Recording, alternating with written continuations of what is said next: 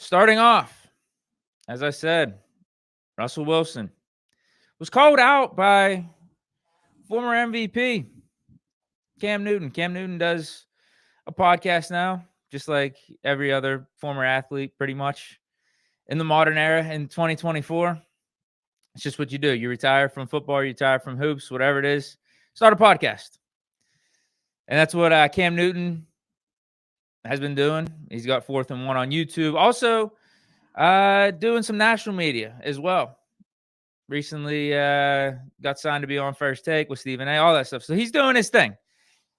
He's got the takes flowing. He's got an opinion.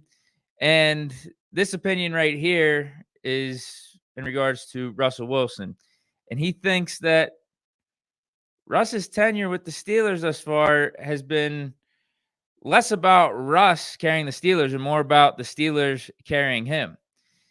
He says, Russ is being carried by the Steelers. I'm looking at this situation. I'm saying he's not doing anything different. When he says not doing anything different, I think he means when you compare him to Justin Fields and what the Steelers offense looked like under Fields. Furthermore, he questioned the quality of the teams they face with a sly comment. What alarms me is this statistic is that, like, Wilson is undefeated. Steelers are 4-0. So people are saying that and attributing Russ being like a catalyst in the Steelers' recent success. So he was saying this before the Browns game because obviously he'd be saying 4-1. Who have they played? They played the Jets, the Giants, a still on the bubble Washington Commanders team, and they played the Ravens. By the way, Chris Boswell kicked all their points against Baltimore. I get what he's trying to say, but I think he's just coming off as a hater here. I think this is a stretch. I think he's taking things too far because Russ is helping us win games. He is coming up clutch in weighty moments. He's playing really good in the second half. He's got a 126.1 rating in the fourth quarter. That doesn't sound like being carried to me. He is contributing touchdowns. He's contributing points. He's helping the offense move the ball, keep the defense off the field. Like that doesn't sound like being carried to me. No. Immediately once Russ became the Steelers quarterback, we saw an uptick in the offense. 37 points against the Jets, 26 points against the Giants, 28 points against the Commanders. That was just the first 3 games. So that's averaging over 30 points a game. In the first 3 games, Russ was a Steeler. Then, like he's saying, we had the 18 against the Ravens, but context does matter. We're going up against a good Ravens defense. I get they don't have the best of secondaries out there, but they are the best run defense in the league. And even though the stats are saying bad secondary, I think part of that is because their defense is out on the field a decent amount because the Ravens offense with Lamar Jackson is putting up a fair amount of points.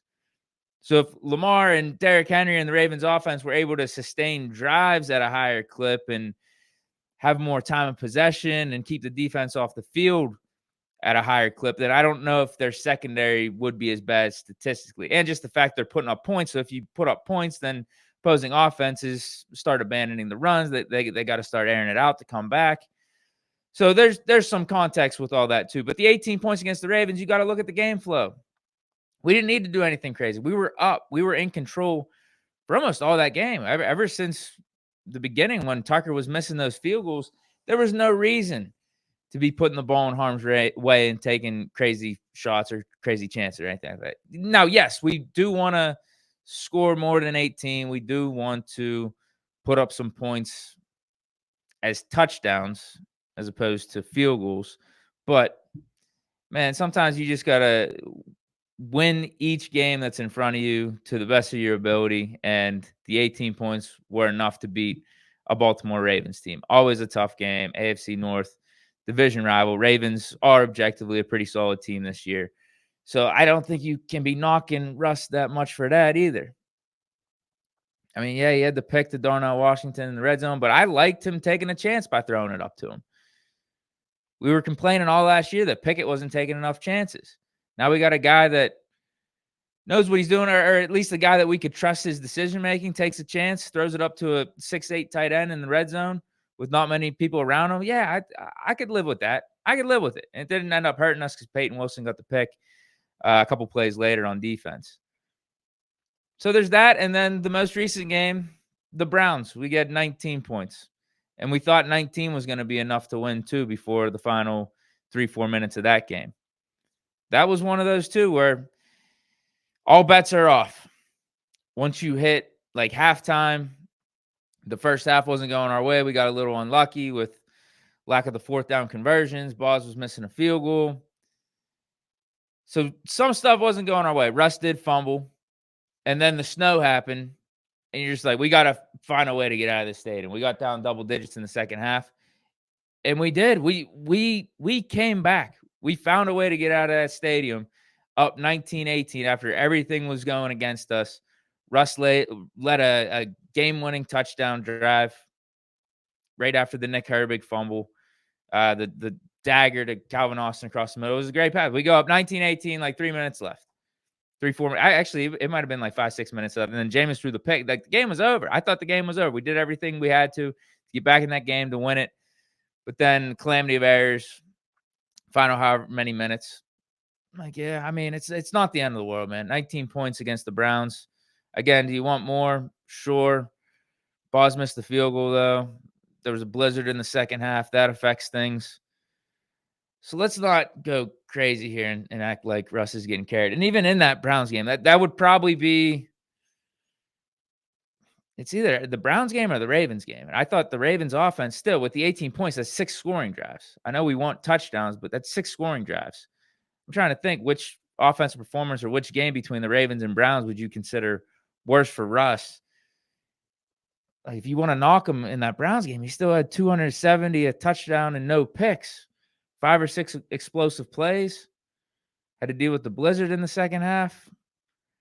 I think he did everything he had to do to get out of that stadium with a win on a short week against division rival. I get it. They're 2-8. We shouldn't have lost that game. So we're the better team. But sometimes stuff happens, and you got to deal with that on the fly. And I think Russ did, and the offense did in the second half as best as we could.